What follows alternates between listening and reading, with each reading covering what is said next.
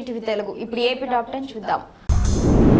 June నెలలో 3 పథకాలు అమలు చేస్తామని మంత్రి అచ్చెన్నాయుడు అన్నారు. రాష్ట్రంలో ఆర్థిక ఇబ్బందులు ఉన్నా సూపర్ 6 పథకాలు అమలు చేసి తీరుతామన్నారు. తల్లికి వందనం కింద 15,000 రూపాయలు, అన్నదాత సుఖీభవ కింద 20,000 రూపాయలు, మత్స్యకారుల భరోసా కింద 20,000 రూపాయలు ఆర్థిక సాయం అందజేస్తామని మంత్రి అచ్చెన్నాయుడు అన్నారు. ఇప్పటి వరకు 60% హామీలు నెరవేర్చామని, మిగతా హామీలు కూడా త్వరలోనే నెరవేరుస్తామన్నారు. కుప్పం పట్టణంలోని కొత్తపేటలో వెలిసిన కన్యకా పరమేశ్వరి అమ్మవారికి ఆర్టీసీ వైస్ చైర్మన్ మునిరత్నం పట్టు వస్త్రాలు సమర్పించి ప్రత్యేక పూజలు నిర్వహించారు. అమ్మవారు తన అవతార లక్ష్యాన్ని నెరవేర్చి ఆత్మార్పణ చేస్తూ అగ్ని ప్రవేశం చేశారని మునిరత్నం స్పష్టం చేశారు. అమ్మవారి ఆత్మార్పణ దినోత్సవాన్ని రాష్ట్ర కార్యక్రమంగా జరుపుకుంటున్నామని ఆయన తెలిపారు. ఆర్య వయసులు టీడీపీ నేతలు పాల్గొన్నారు. బద్వేలులో అక్రమ కట్టడాలను అధికారులు కూల్చివేశారు. ఎన్జీఓ కాలనీలో 65 సెంట్ల స్థలంలో అక్రమ కట్టడాలు ఉన్నట్లు పట్టణ కమిషనర్ నరసింహారెడ్డి గుర్తించారు.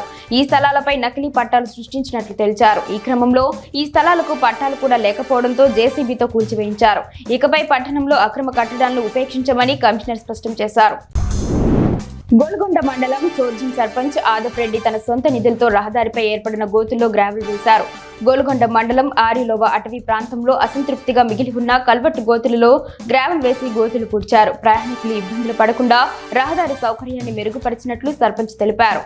దీనిపై ప్రయాణికులు హర్షం వ్యక్తం చేస్తున్నారు.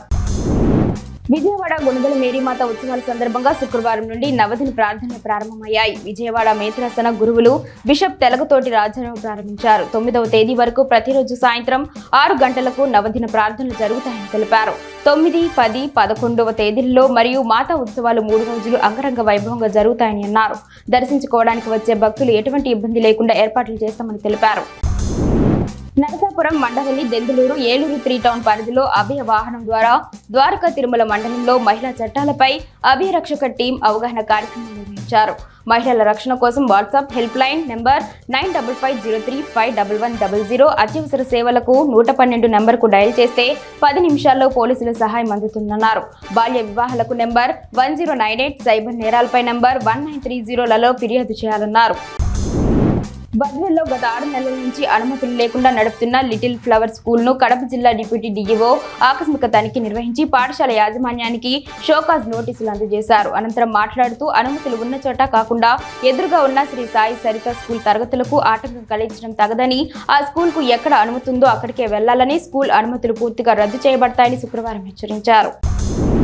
విశాఖపట్నం పైనాపిల్ కాలనీ, సింహాచలం పరిసరాల్లోని ప్రాంతాలను కమ్మేసిన పొగమంచు రోడ్లపై వెళ్లిన వాహనదారులకు కొంత ఇబ్బంది కలిగించింది. అయితే వాకర్లు, టూరిస్టులు పొగమంచు వాతావరణంలో ఫోటోలు తీసుకుంటూ ఎంజాయ్ చేస్తున్నారు.